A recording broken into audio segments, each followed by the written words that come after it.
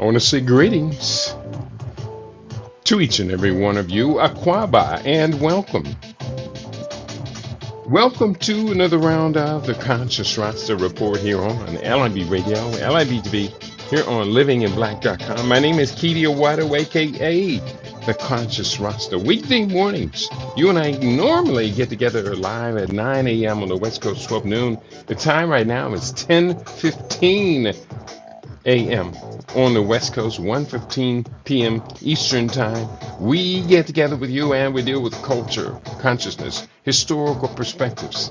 We deal with entertainment, economics, education, health, labor, law, politics, religion, family, conflict, future studies, all areas of human interactivity and development. Today's date is Monday. It is the 7th of April, 2025 in the Western calendar. This corresponds to the year 6265 in the Kemetic calendar, to which we realign our cultural clock. Welcome to the 7th millennium. You have found your family in a peaceful place on LIB Radio, LIB TV, and livinginblack.com. Bear with me for the late start today. Technical challenges here in the studio that just had to be patient and work it out. And we've got those technical challenges worked out right now. In fact, I'm working out the last of them, getting the camera online. And if that camera don't work, then we go to camera B.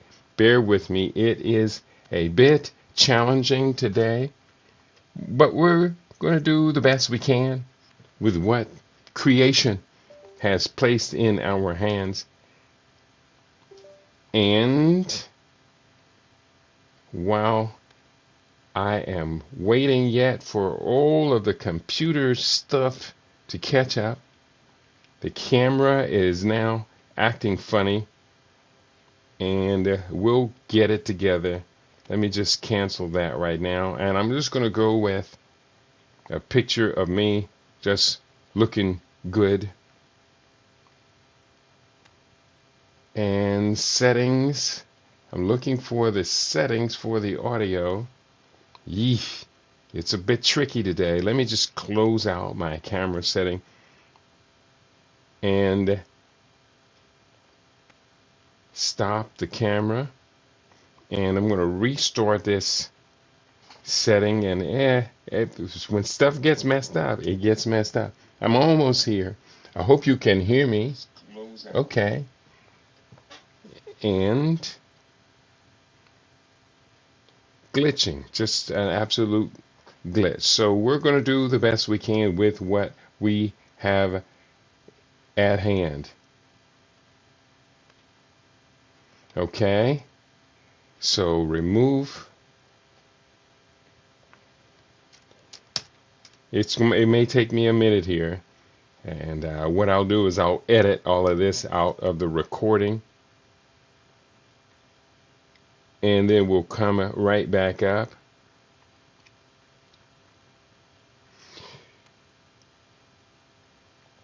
Because the camera, my OBS camera, which is what I use to log in, is just locked up right now. And if I switch to a different camera, let's switch to a different camera. Let's go with a USB camera. And it is not coming on. Let's try the integrated camera, which is integrated into the laptop. And I may just have to stop and reboot the laptop. That may be what I'll have to do, because everything is just freezing right now. Let's just do that. Doggone it. That's a painful piece right there.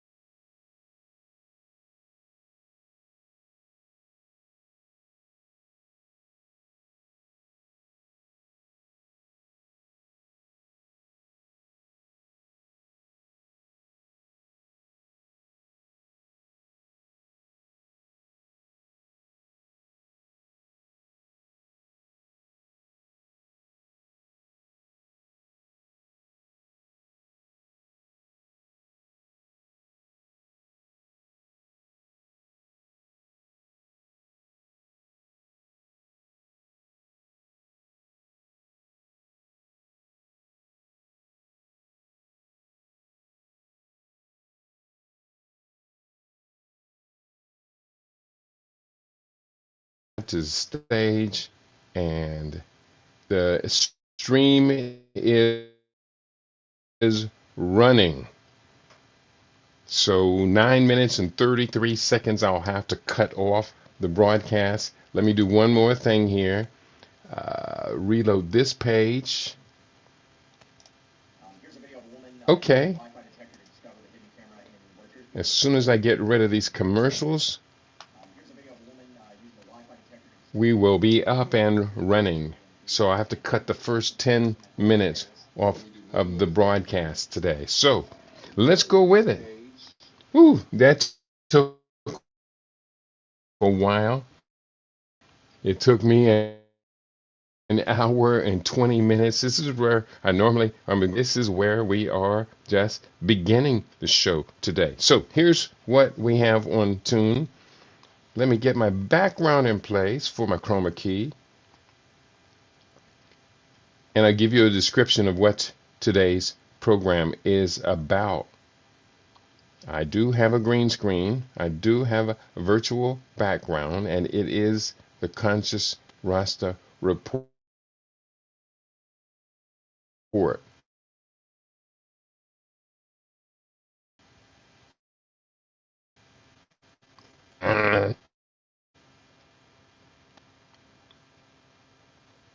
And okay, I think I've got it all together.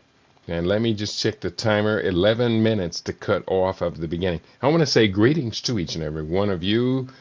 Today's date is Monday, the 7th of April, 2025 in the Western calendar. This corresponds to the year 6265. Today on LIV Radio. Recently, while looking at one of the ubiquitous advertisements for St. Jude's Cancer Research Funding, I had a eureka moment. Indirectly, I came upon a different hypothesis: rapid growth of childhood cancer diagnoses that society is witnessing.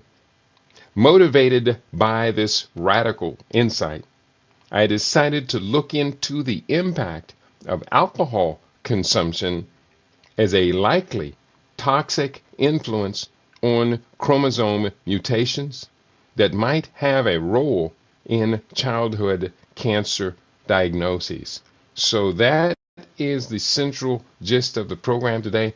I'm going to go right into it.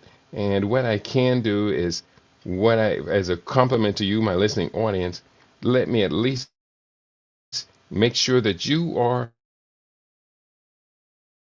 in the house today. I have the stream up and running and put on Rumble, and I should see if my Rumble family was able to find me today. And I don't have an audience right now. Oh, I do have an audience. You were patiently waiting for me, so I appreciate that. This is going to be well worth the effort of what we are doing today. Now I got to clear the commercials here again so I can see what you are seeing. Okay, so here's where we are. I'm going to the book. The book is entitled A Year Against Cancer with Living Superfood Solutions. Today we are on Chapter 10, Genetic Mutations and Childhood Cancers. As I begin each chapter with specific quotations, here are two quotations I have for this chapter, Genetic Mutations and Childhood Cancer. The first quotation is from Pranati Mandrekar from the University of Massachusetts Chan Medical School, wrote, and I quote, "Alcohol, whether consumed regularly or only on special occasions, takes a toll on your body, including causing cancer." The second quote from the U.S. Dietary Guidelines: "Even low amounts of alcohol, less than a single drink a day, increase cancer risk." So let's go into this chapter, Genetic Mutations and Childhood Cancers. My radical hypothesis of a possible cause of childhood childhood cancers. Recently, while looking at one of the ubiquitous advertisements for St. Jude's cancer research funding, I had a, quote, eureka moment. Indirectly, I came upon a different hypothesis connecting to this rapid growth of childhood cancer diagnoses that society is witnessing. Motivated by this radical insight, I decided to look into the impact of alcohol consumption as a likely toxic influence on chromosome mutations that might have a role in childhood cancer diagnosis. Binge drinking can have significant impacts on the genetic material that potential parents bring to fertilization. Studies suggest that the paternal, meaning the father, alcohol consumption before conception can alter the germ cell line, potentially leading to chromosomal abnormalities or gene mutations in sperm that can be transferred to offspring. In one of the many studies using a primate model, binge ethanol consumption was found to alter follicle cell gene expression and reduce the developmental potential of oocytes, even after alcohol consumption had ceased. Now, in the previous paragraph, we talked about the link between binge drinking, alcohol consumption, and gene mutations in sperm. In this paragraph now, it's talking about these gene mutations and expression in oocytes, which is the immediately conjoined sperm and egg. That is not yet an embryo. It is an oocyte. oocyte. Here, let me go in. An oocyte is defined as a female gametocyte or germ cell involved early in reproduction. And again, remembering from our previous studies from years ago, the first 10 to 12 weeks of after conceptualization, the developing oocyte zygote is always female. So, an oocyte is defined as a female gametocyte or germ cell involved early in reproduction, an immature precursor of ovum produced in the ovary during female gametogenesis. Oocyte competency is the key to embryo potential to mature to fetus status on the road to childbirth as a new human being. And I have a reference for that one here. Let me show you this reference. And much of that I'll be talking about is references. This one, the human oocyte and cumulus cells, the relationship, new insights from the cumulus cell transcriptome by Huangzi and Wells D. Molecular Human Reproduction Journal, October 2010. So I'm going to pick it up from there. These alcohol-mediated alterations can affect the quality of the oocytes. The fertilized oocyte or zygote is a totipotent stem cell that can form all the cells of all tissues and organs that form an embryo, and the early stages of embryo development. Mutations in the oocyte potentially lead to aneuploidy or other genetic issues. Aneuploidy is an abnormal amount of chromosomes in the cell nucleus. Humans normally have 46 chromosomes, 23 from the father, 23 from the mother, while in aneuploidy, there could be 45 chromosomes or 47 chromosomes. This isn't a mutation. This is an abnormality. We're going to get to what these abnormalities, how we can link them to cancer. Do stick with me. This is well worth our learning on this journey. These alcohol Okay, I read that paragraph. The next sub-chapter is called Genetic Mutations and Cancer in Offspring. Toward exploring the idea that binge drinking may increase the risk of chromosomal abnormalities in the offspring, and I should say instead of the idea, I'm going to put in hypotheses. And I will say toward exploring my hypotheses. I'd never heard anyone express this before. Even though we have heard a lot about the impact of fetal alcohol syndrome, and that does figure into this as well, but this is a different conversation. We're talking about genetic mutations. Here are some possible causes.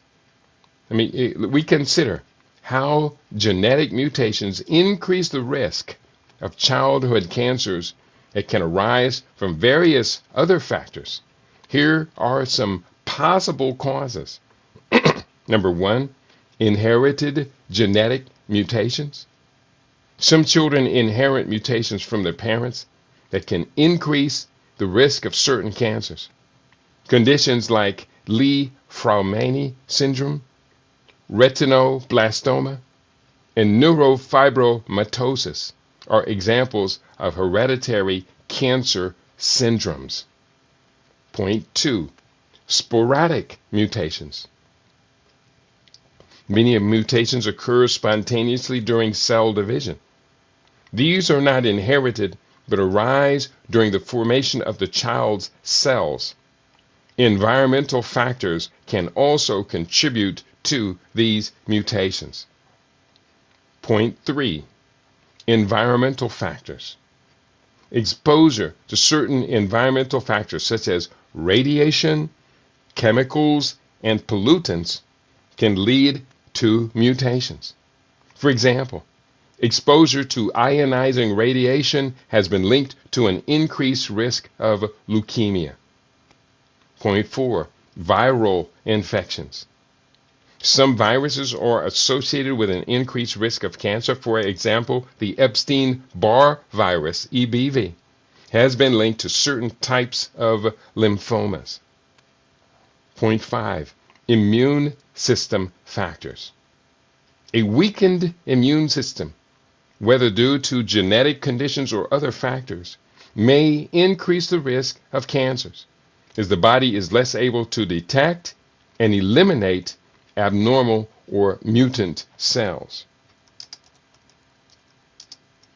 Number six, developmental factors.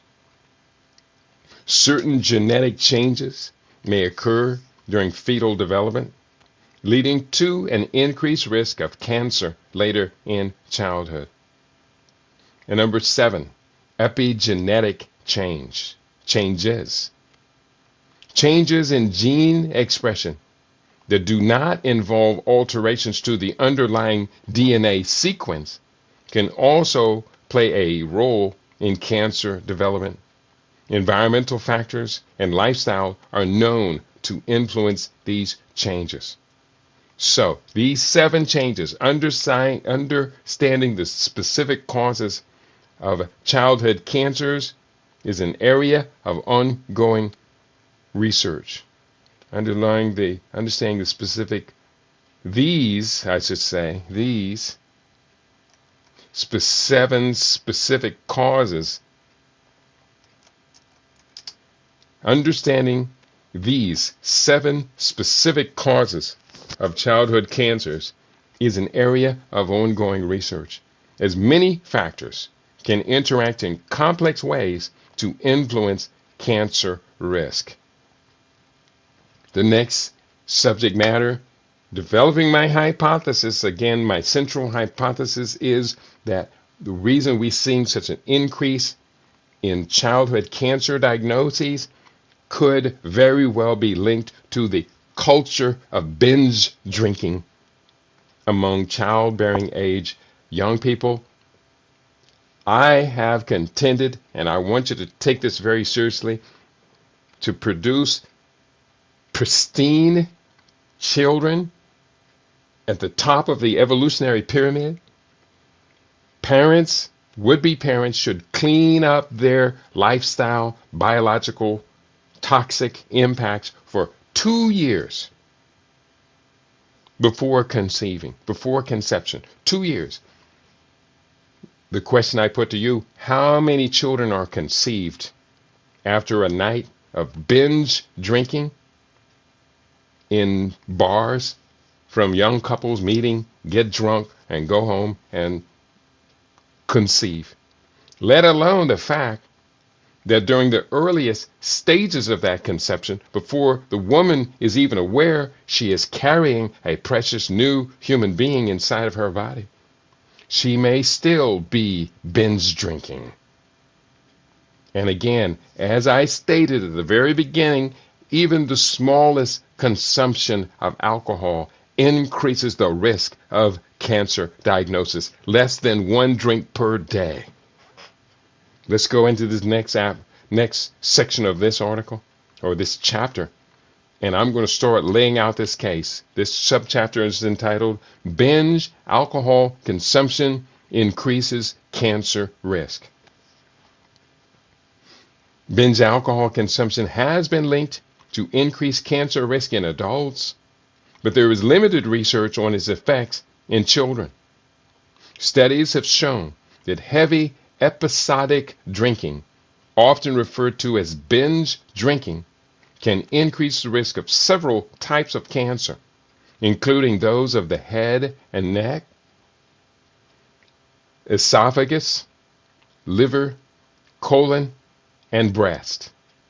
Key findings to confirm this causative relationship between alcohol and carcinomas include: point 1, increased cancer risk in adults. Here, 1 second. Let me just make a bullet list out of this. And that is necessary editing as I am preparing to publish this book. I think I'm going to make my deadline. I have 12 days, actually 11 days, 12 days including today, to get this book finished and ready for printing. Point 1, increased cancer risk in adults. Binge drinking, defined as consuming 4 or more drinks for women and 5 or more drinks for men in one sitting, is associated with a higher risk of cancer. For example, heavy alcohol consumption is linked to a doubled increased risk of liver cancer and a 1.2 to 1.5 fold increased risk of colorectal cancer. Point 2, breast cancer.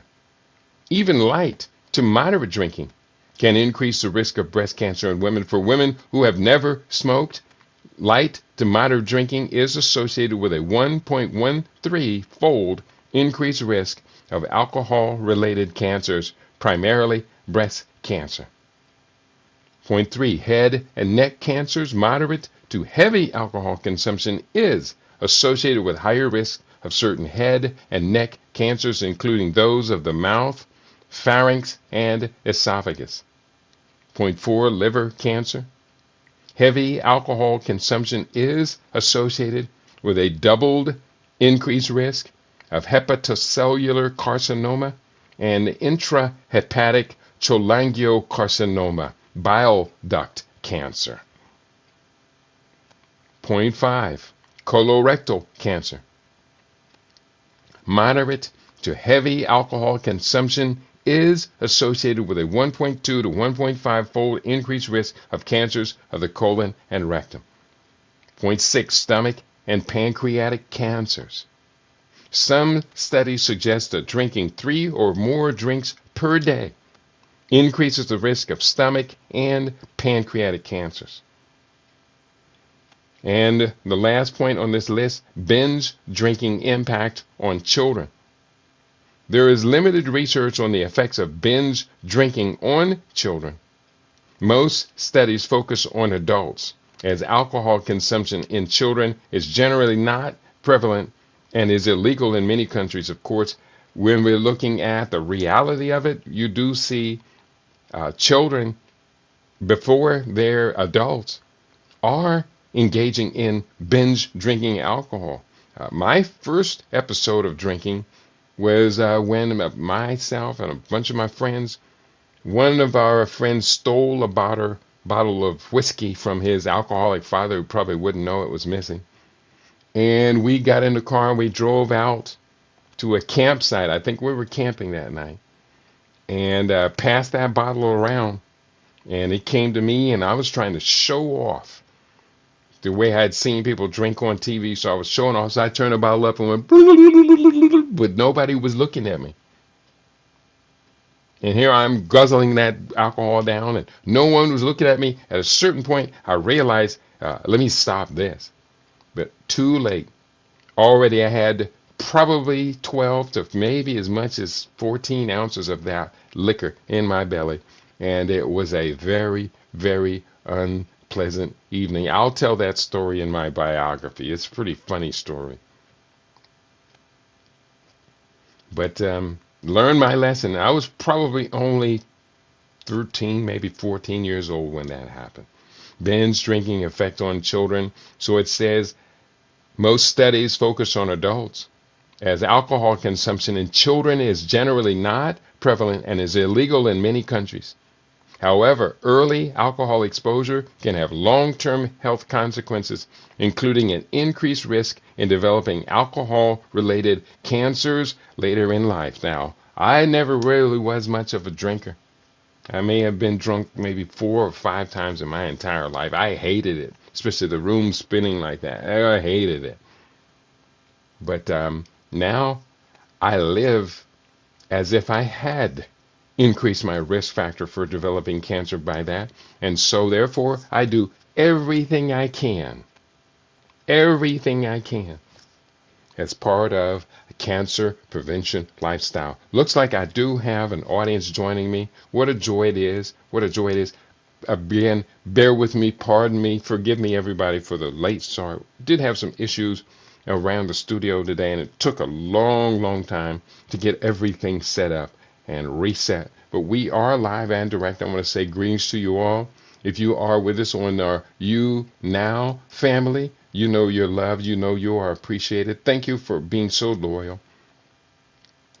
Well, we're just going to do the best we can. No need to apologize to everybody again and again. And we are broadcasting today on Facebook, not Facebook.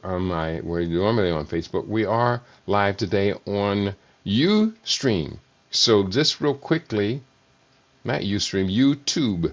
So this real quickly, let me just double check the YouTube family and make sure you are not ignored. I do appreciate, love you all. You are an essential part of my soul, my being, and who we are. Well, let's say the word Ubuntu. I am because we are. So there we go. We got the You Now family, YouTube family in the house. Nobody talking to me, but that's okay. Going forward, let's continue this research. The public health implications of this. This is all very important. The public health implications. There are several key points here. The first point is awareness and education. And let me go into this one. These key points.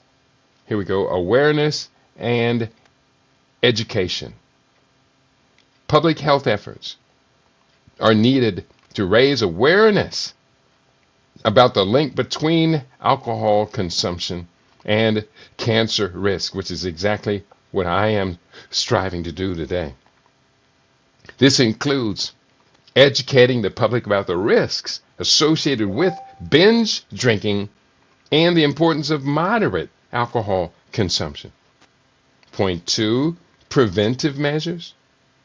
Health professionals can play a crucial role in reducing alcohol-related cancer risk by screening for excessive alcohol use and providing behavioral counseling to those who drink excessively. There are these systems in place, but they do have to buck up and compete against alcohol advertising and lifestyle advertising. And come on, think about it, people. How many comedy movies are out here all about binge drinking, all about sex and binge drinking?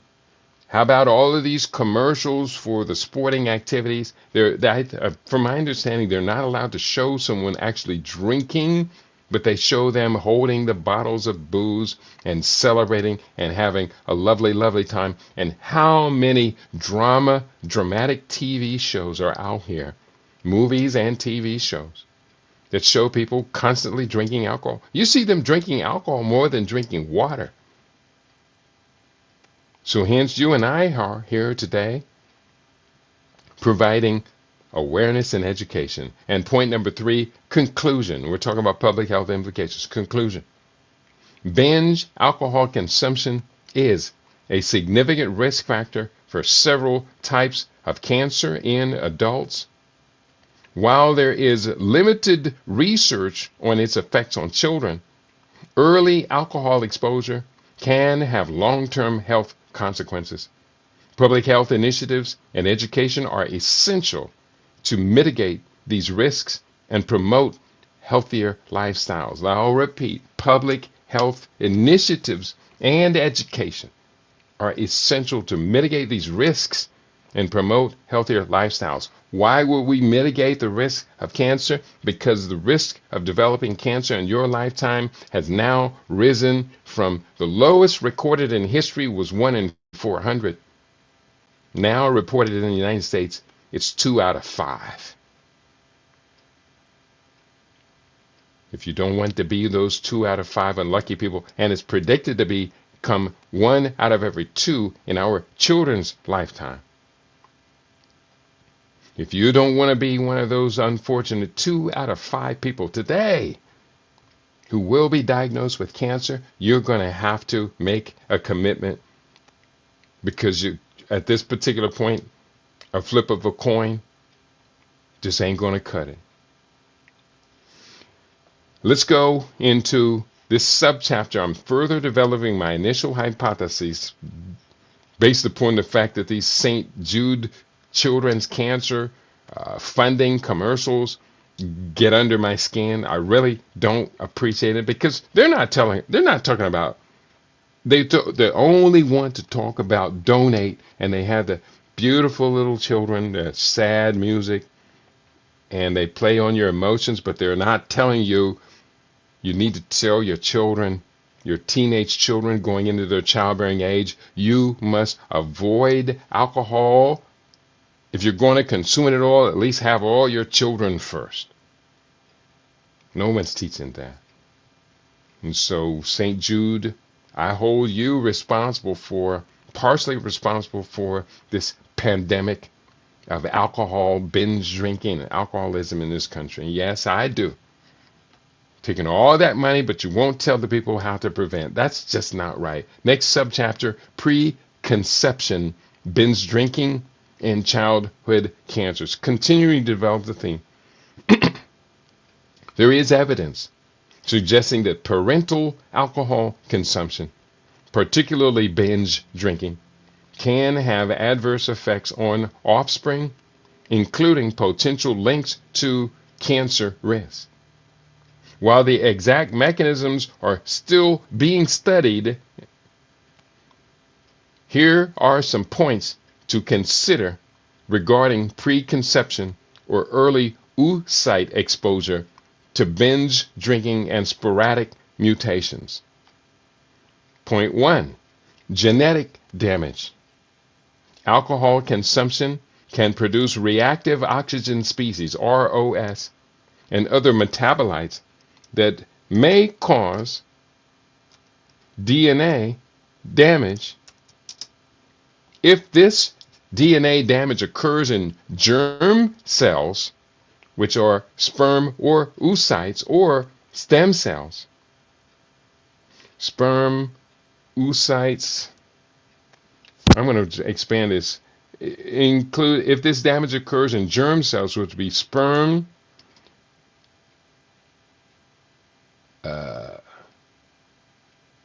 follicle, ovum, that's the word I'm looking for, ovum, which is what the ovary produces, oocytes, or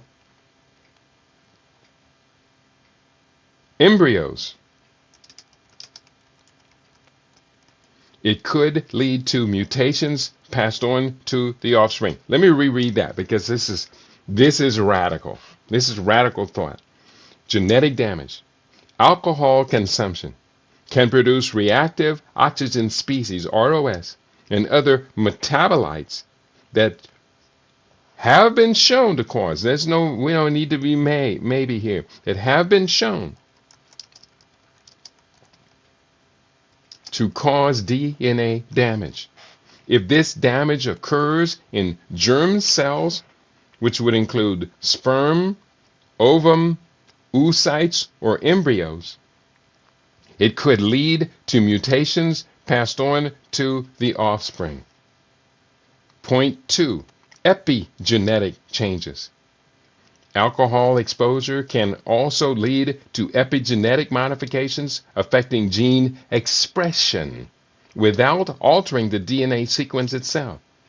These changes can be inherited and may influence cancer risk in children. We're talking about this gene expression, DNA methylation. That's what that's called. And here, let me just put that in because this appears elsewhere in the book, and I want people to start connecting these things together. So DNA methylation, methylation. Okay, so gene expression, DNA methylation, without altering the DNA sequence itself. These changes can be inherited and may influence cancer risk in children. Number 3, developmental effects. Binge drinking during preconception or early pregnancy can affect fetal development, potentially leading to a range of health issues, including an increased risk of developmental disorders and cancers. Number 4, increased risk of cancer. Some studies have suggested that maternal alcohol consumption during pregnancy, including early pregnancy before she even knows she's pregnant, is associated with an increased risk of certain childhood cancers, such as leukemia and neuroblastoma. However, the evidence is inconsistent and more research is needed to establish a clear causal relationship. And point 5, multifactorial nature of cancer.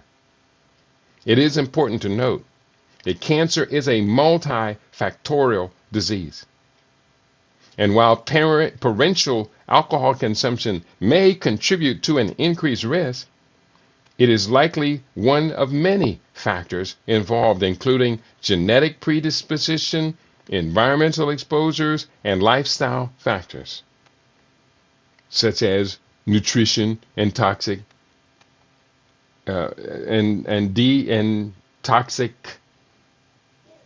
detoxification. Lifestyle factors such as nutrition and detoxification strategies. So I'm giving you options here, people. I'm doing the best I can to give you options. Anybody talking to me today? I do see you in the house, but I'm not hearing from you. If you have the opportunity to just say hello to a brother, that means so much to me. It really does. So here we go. We continue. Binge, alcohol, genetic mutations in childhood cancers is the theme for today. In summary, while there is some evidence linking parental binge drinking to potential risks for children, including sporadic mutations that may increase cancer risk, more research is needed to fully understand these relationships and the underlying mechanisms involved. Next, we're talking about genetic mutations. What specific genetic mutations in childhood cancers might we be looking at? Genetic mutations can significantly impact childhood cancers, influencing their development and potentially leading to a higher risk of cancer in children. A study published in the New England Journal of Medicine found that more than 8% here, bear with me, come on. more than 8% of children with cancer had inherited genetic mutations associated with a predisposition to the disease. Let me repeat it. A study published in the New England Journal of Medicine found that more than 8% of children with cancer had inherited genetic mutations associated with a predisposition to the disease. Now, here's what I am going to do. I'm going to have to put in a citation to that particular study. So I'll put that in here. Let me just insert reference footnote, and where I have insert the footnote, a reference, come on computer, don't lock up, and I'll just put in New England Journal of Medicine reference here. Okay, so let me highlight that as well and continue. So here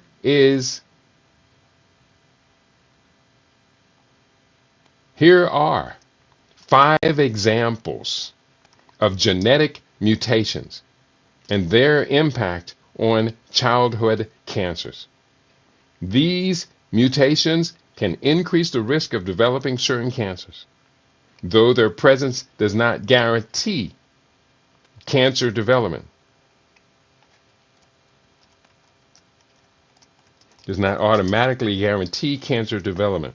Increased association and not direct causation is what that's about. Number 1, BRCA1 and BRCA2. Mutations in these genes, known for their role in breast and ovarian cancer risk, have also been found in children with various types of cancer. Number 2, EGFR gene mutations, and these letter number combinations are chromosome identifiers. EGFR gene mutations. Some children with non-small cell lung cancer have mutations in the EGFR gene. These mutations can be targeted with specific treatments like tyrosine kinase inhibitors, TKIs, which block cell growth and division proteins. Of course, those enzyme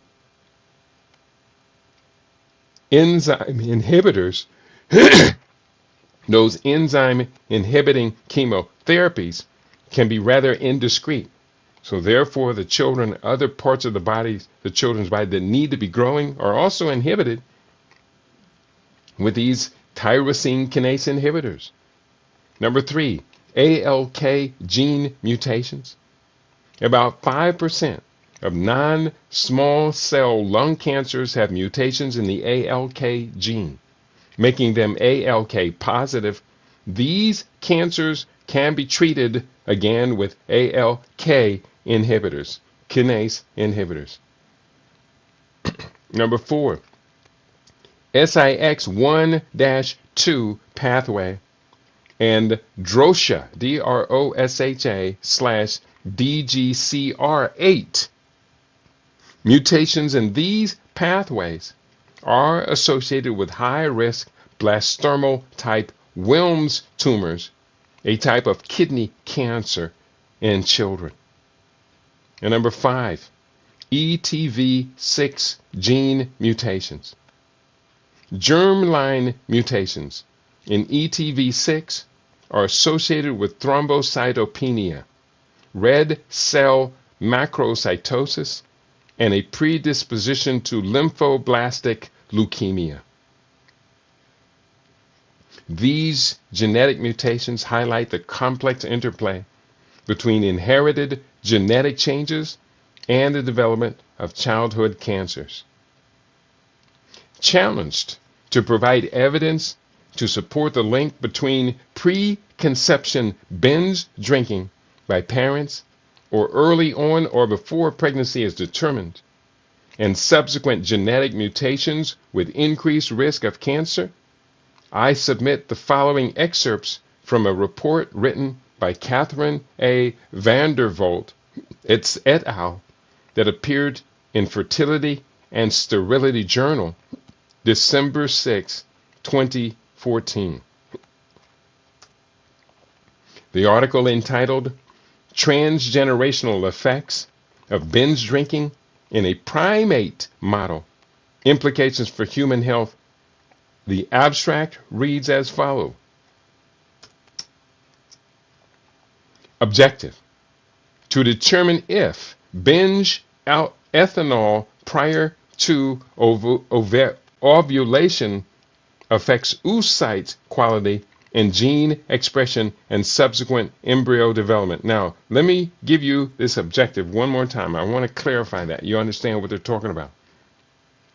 Ethanol is, of course, booze.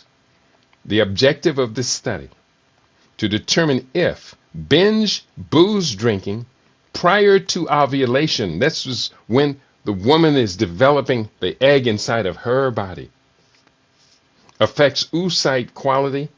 Oocyte is what happens when the sperm cell hits it. That's immediately an oocyte. And gene expression and subsequent embryo development. That's the objective of the study. Design: binge ethanol given twice weekly for 6 months, followed by standard in vitro fertilization cycle and subsequent natural mating. Setting: Research University National Primate Research Center. Animals: adult female rhesus monkeys. Interventions: binge ethanol twice weekly for 6 months prior to standard in vitro fertilization cycle with or without embryo culture. With in vivo development, meaning in the body, ethanol treatment continued until pregnancy was identified. That's what's happening to too many of our young women. Ethanol treatment, binge drinking continues until pregnancy is identified.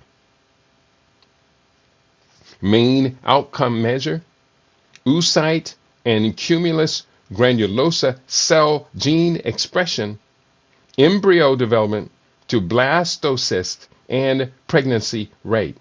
So these are different stages of the main outcome measures. Oocyte and cumulus granulosa cell gene expression. So we're talking about oocyte that could be inside the woman's body, or, well, it would be inside the woman's body, obviously. And granulosa cell gene expression, I don't know what that means. I'll have to look that up. Embryo development to blastocyst and pregnancy rate. So this is different stages of moving from the ovum to the pregnancy. Results: reduced embryo development in vitro. In vitro means in test tube conditions. Reduced embryo development in vitro, changes in oocyte and cumulus cell gene expression, and an increase in spontaneous abortion during very early gestation. Conclusions: this study provides evidence that binge drinking can affect the developmental potential of oocytes even after alcohol consumption had ceased. So there we have it. This is happening from binge drinking in the situation that my original hypotheses came up with. Now again, we sympathize with all the families of children suffering from childhood cancer. No child deserves to be living like that. But now we understand parents are going to have to start taking responsibility, and those St. Jude ads that prompted this deviation from the normal empathetic pathway that we're being asked to do, so we will contribute to these St. Jude manipulators. They're not telling enough of the truth for me to give them a damn dime. They're not telling enough of the truth for me to give them a dime. I would prefer to give the young people the truth And let's see how many of these cases of childhood cancer can be eliminated. I would prefer to give you, my listening audience, the truth. And those of you who are mature, who are take responsibility, are going to inform the young people in your circle of impact. Does that make sense, people? It should. What specific mutations are reportedly caused by binge alcohol? It's my next.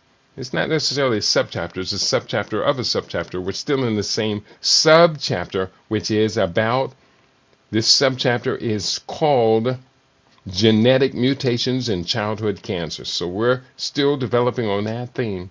It's taking a few pages of laying out this evidence. The subchapter title is, where are we at?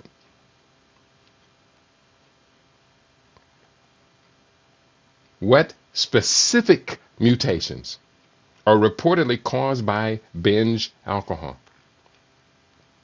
Binge alcohol consumption has been linked to DNA methylation programming errors during early embryonic development. Specifically, studies using mouse models have shown that binge-like alcohol exposure at the pre-implantation stage can lead to sex-specific alterations in DNA methylation profiles. These changes include partial loss of DNA methylation maintenance at imprinting control regions and abnormal de novo DNA methylation in neural and brain development pathways. I submit the following report from Clinical Epigenetics Journal, August 23, 2021, by L.M. Legault et al. The article is entitled, Pre-Implantation Alcohol Exposure Induces Lasting Sex-Specific DNA Methylation Programming Errors in the Developing Forebrain. Here is the abstract. Background. Alcohol exposure is recognized for altering DNA methylation profiles of brain cells during development and to be part of the molecular basis underpinning fetal alcohol spectrum disorder, FASD etiology. However, we have negligible information on the effects of alcohol exposure during pre-implantation. The early embryonic window marked with dynamic DNA methylation, reprogramming, and on how this may rewire the brain development program. Results. Using a preclinical in vivo mouse model, we show that a binge-like alcohol exposure during pre-implantation at the 8-cell stage leads to surge in morphological brain defects and adverse developmental outcomes during fetal life. We're talking about 8-cell stage. This is immediately after conception, when this developing zygote is just 8 cells. Already brain damage. Using a preclinical, I'm going to repeat, in vivo mouse model, we show that a binge-like alcohol exposure during pre-implantation at the 8-cell stage leads to a surge in morphological brain defects and adverse developmental outcomes.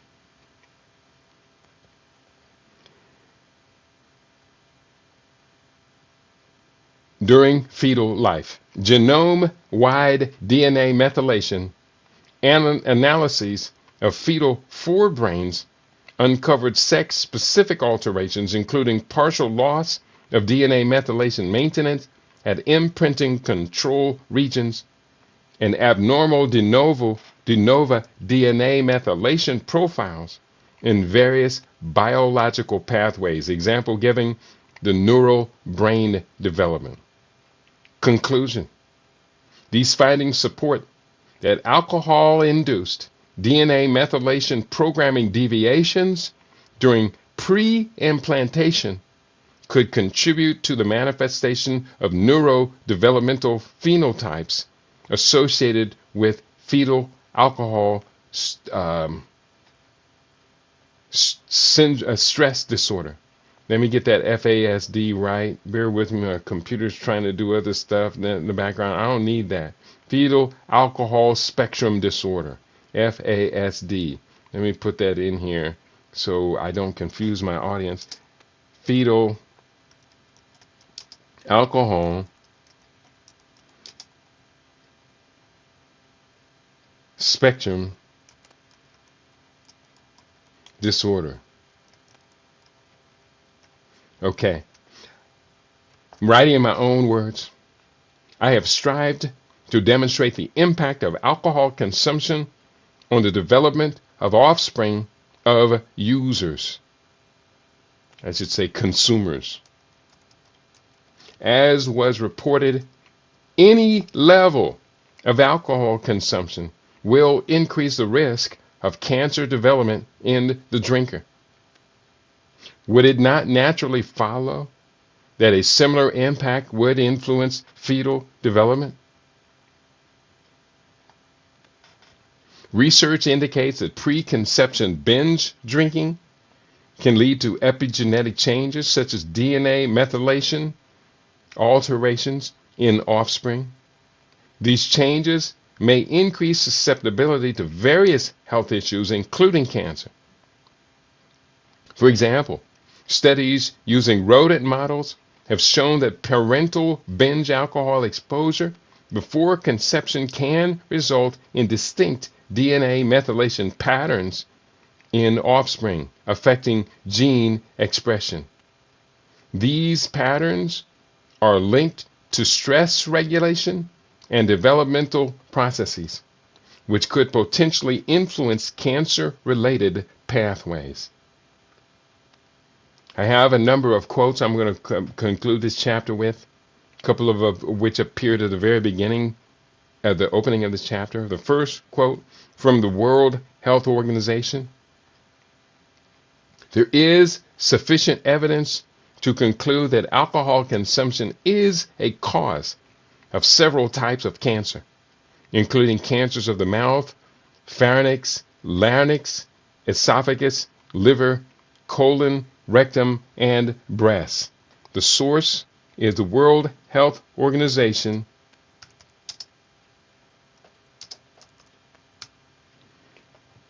World Health Organization, Alcohol and Cancer 2018. Okay, so next quote, American Cancer Society: the more alcohol you drink, the higher you risk of developing alcohol-related cancers. Binge drinking can significantly increase this risk. And let me do this. Bear with me. Okay, copy that. And this source is from the American Cancer Society, Alcohol Use and Cancer 2020. The next article I'm citing is entitled it's from the National Institute on Alcohol Abuse and Alcoholism, NIAAA. Binge drinking is associated with a higher risk of developing certain cancers, particularly when combined with other risk factors such as smoking. And isn't it true? Yes. A lot of people combined smoking and alcohol in these particular settings. That's just a known common. Continuing.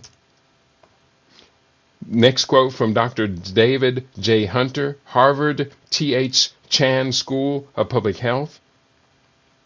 Quote, epidemiological studies have shown a clear link between alcohol consumption, particularly binge drinking, and an increased risk of certain cancers. The source on this one is DJ Hunter 2015 in an article, Alcohol and Cancer Risk from the Harvard T.H. Chan School of Public Health. I got more of these quotes. I hope you don't mind. Here are more quotes about the problem of alcohol binge drinking and its increased risk of cancer. Here are more quotes. Number one, alcohol consumption causes 7 different types of cancer. It doesn't matter what type of alcohol you drink. Beer, wine, and spirits all increase your cancer risk. And I didn't get a chance to pull the citation of where that's from. I'll put that in. Source, let me just type in source with a question mark, and I'm going to have to copy, cut, and paste that for these others. And let me highlight that so I'll know to come in and clean this stuff up. Next quote, drinking alcohol increases the risk of cancer. In fact, alcohol use is one of the most important preventable risk factors for cancer, along with tobacco use and excess body weight. And again, cite the source on this one. Continue. Next quote, drinking even small amounts of alcohol can increase your risk of cancer. Next quote, for each of these cancers, the more alcohol you drink, the higher your cancer risk. But for some types of cancer, most notably breast cancer, drinking even small amounts of alcohol can increase your risk. People need to know this. People need to know this. Next quote, drinking and smoking together raises this risk many times more than drinking or smoking alone. This might be because alcohol can help harmful chemicals in tobacco get inside the cells that line your mouth, throat, and esophagus. These quotes highlight the significant risk of cancer associated with alcohol consumption, particularly binge drinking, and the combined effects of alcohol and tobacco use on cancer risk. And I will say this in closing, this attributes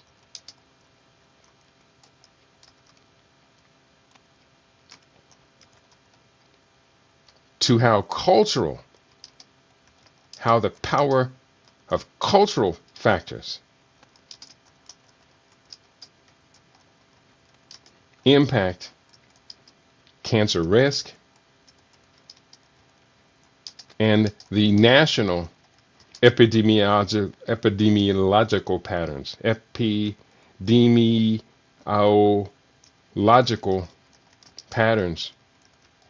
that make cancer the most important pandemic affecting the nation. Until we get our priorities right,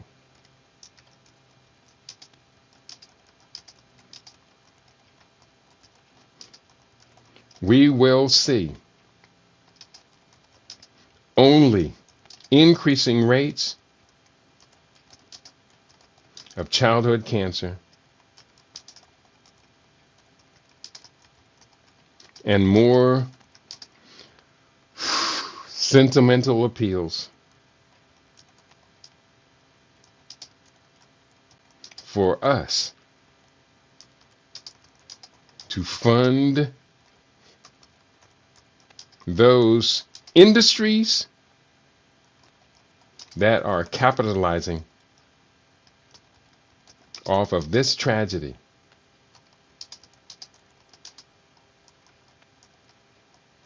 of childhood cancers. Can we do better than this? Can we do better than this? I'm going to leave that question with you, my listening audience. I have been on now for a good little while, about a little under 1 hour. I will have to eliminate the first 11 minutes of today's broadcast as you heard me trying to figure out how to reset everything that needed to be reset. But I'm a little shocked that nobody has said a word. It's a little bit shocking. One like button on the YouTube broadcast today, so I know somebody's there other than myself monitoring the channel. We have the opportunity to change and transform ourselves in order to change and transform the future. I did put together, I thought it was a pretty compelling promotion for today, a promo for today's broadcast, A Year Against Cancer. Let me just show you that image I put. Genetic mutations in childhood cancer. There it is. Double click that. I'm going to showcase this image here in just a second. It should be coming up. And present that screen. Share screen. And this window.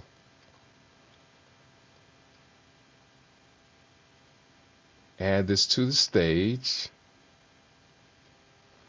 So this is what I put together as a promotion for today's broadcast.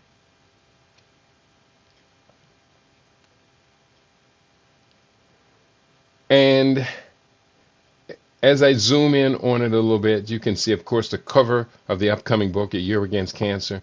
Binge, Alcohol, Genetic Mutations in Childhood Cancer. That's the name of this chapter, chapter 10. Binge, Alcohol, Genetic Mutations. And I began with this quote: alcohol, whether consumed regularly or only on special occasions, takes a toll on your body. Yes, it's true, people, including causing cancer. I've known this for a long time. I came across this as intuitively before I really even started doing all of this intensive molecular biological research on health factors. In August 1986, I decided to completely quit alcohol, completely. And I've stuck to that. I have one experience where I took a teaspoon of a honey wine. Someone had just returned from Ethiopia and brought a bottle of honey wine, and a group of us were together, and they were sampling it, and I said, well, I'll taste it. It's from Ethiopia. It gives me a connection to my motherland. So he poured me 1 tablespoon of it. And it took me a minute or two to even get through that tablespoon, because my first initial reaction when that alcohol went into my mouth was my body shivered and said, poison. Now, I'm very fortunate that that was it. That was the end of that.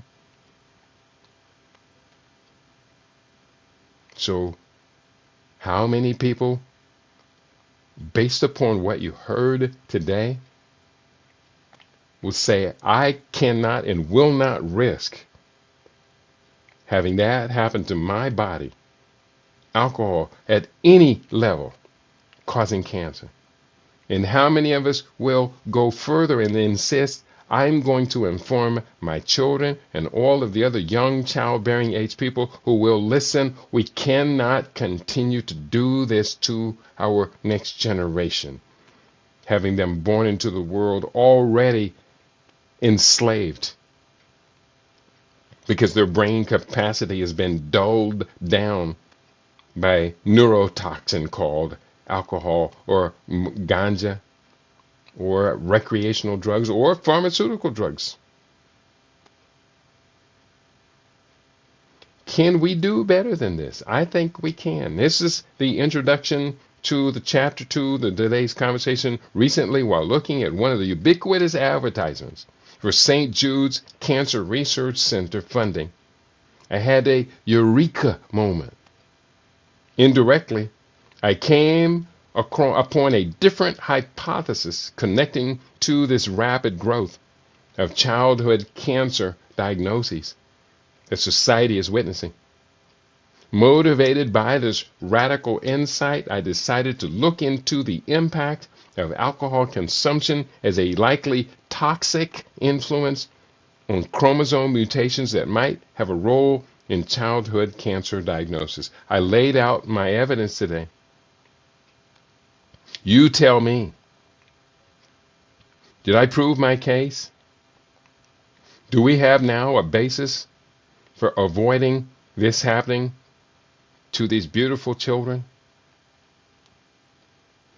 Do we have a basis for keeping the makers of premium alcohol, I guess this is a bottle of Monet champagne, away from developing fetuses?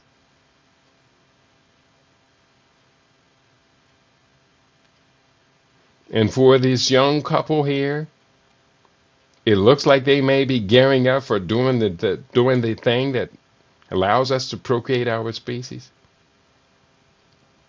But in warming up to it, both of them going at it hard on that hard liquor. Used to be women protected themselves from this, not anymore. And those who capitalize, I don't cuss. Now, oh boy, every time you hear me say I don't cuss, that means in my brain I just went there. But it did not come out of my mouth. It did not pollute my lips or pollute your ears. But what about these corporations? For everything I presented today, do you think they may have heard any of this before? Come on, think about it. Come on, somebody talk to me. Don't be a coward today. Today is low tolerance of cowardice day. Somebody make a comment. Somebody let me know you understand what I'm talking about. Today, only the cowards or those contaminated by the alcohol industries will absolutely refuse to stand up and protect our children. That's kind of insulting, isn't it? Yeah, I wrote it. Today, only the cowards or those contaminated by the alcohol industries, and I put the word "and" in there. I don't know why I did that. Will absolutely refuse to stand up and protect our children. That's where we are right now, people. That's where we are.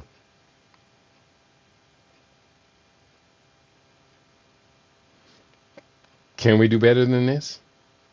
We may not be able to do any better than this.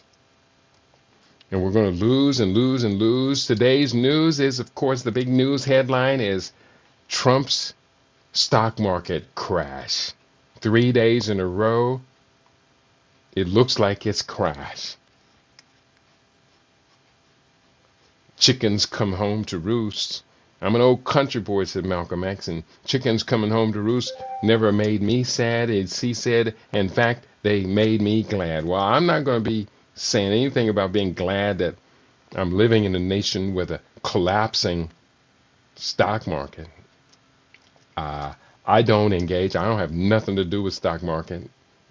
I tried dabbling around trading, options trading and stuff, and they chased me out with a bullet.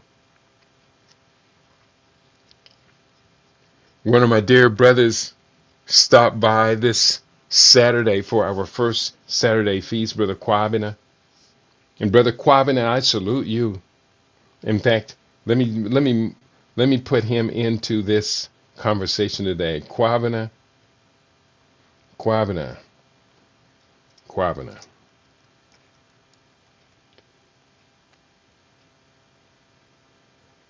That's not the same Kwabena.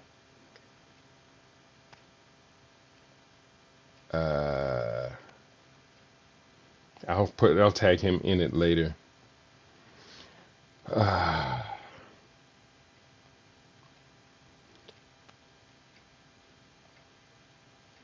Kwabena Sadiki, that's his name. Kwabena Sadiki Jijaga. Jijaga was Geronimo Jijaga's name as well. Kwabena Sadiki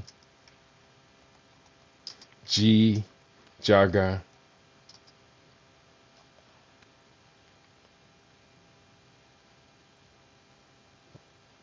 I gotta get him in here. Rasuli. I gotta get him in here because he's such a good brother and he's such a worthy competitor for the integrity of our children. There we go. Got him in here. And I'm tagging him in this broadcast today. So that is why I'm stumbling around over here.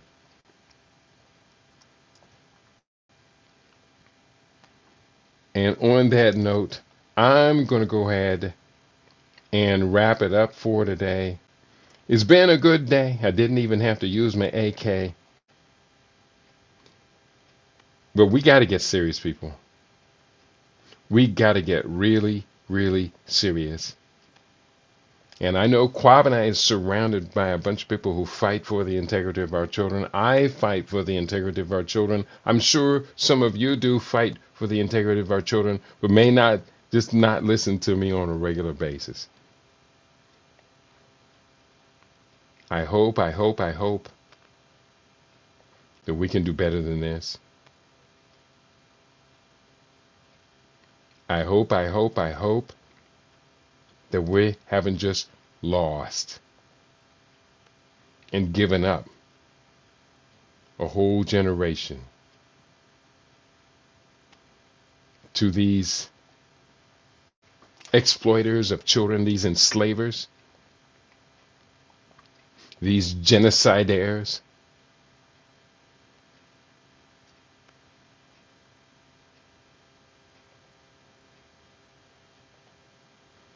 We're working to the best of our abilities. We are working hard. On that note, I want to thank you all for caring and sharing.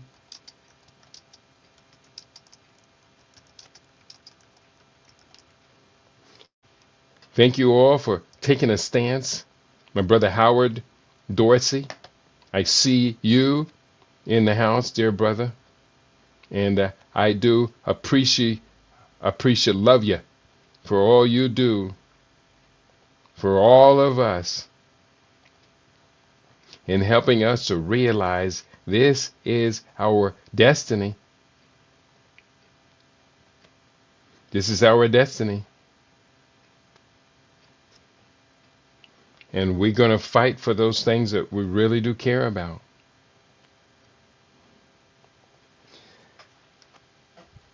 And just as quickly as I struggled to get into today's show, now I'm kind of struggling to get out, and because I'm started doing the other work already that needs to be done.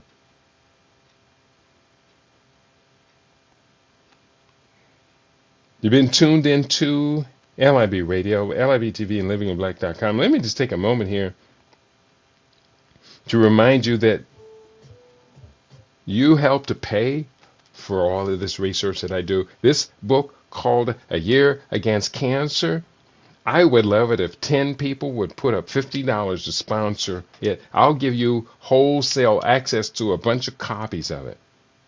If anybody wants to help me to finish this thing. And this is down to the wire. I got 12 days to finish it, and I know I'm going to be doing 5 people's jobs over the next 4 days, the next 12 days. It's crazy. Ideally, I would be paid full time to do something as radical, revolutionary, as far reaching as saving a whole generation of American children from suffering from the impact of binge drinking on their childbearing age parents' behalf. They should be paying me $120,000 just to write this book.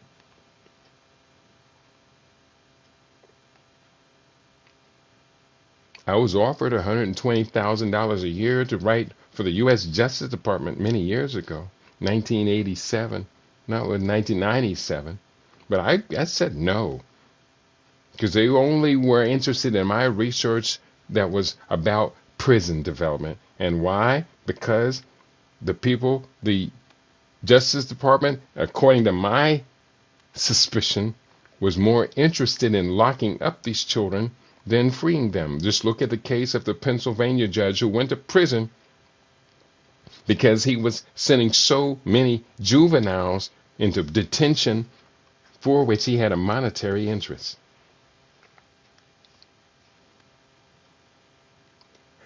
He was in place for a long time before they finally figured out his trick.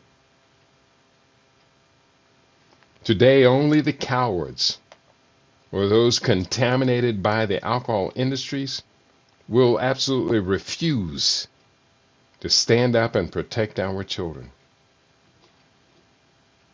That's what I said, and I'm sticking by it.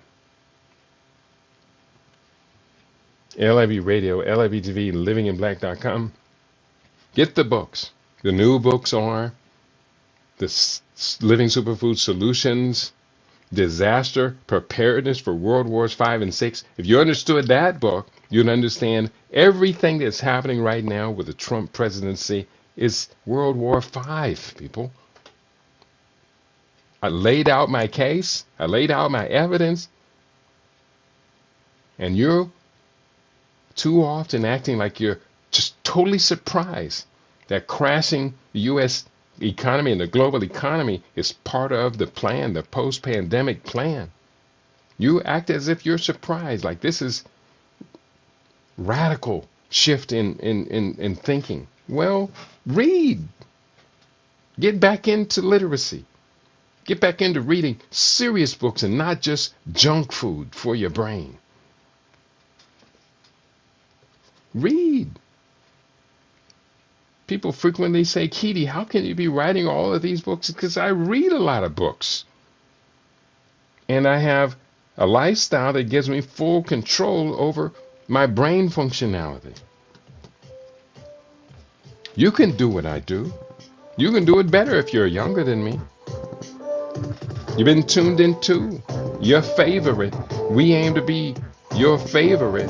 We are LIB Radio, LIB TV. We are livinginblack.com. Tell your friends to tell their friends that we have our own now. And that's what we do here on a daily basis on LIB Radio, LIB TV, and livinginblack.com. Peace and prosperity to each and every one of you.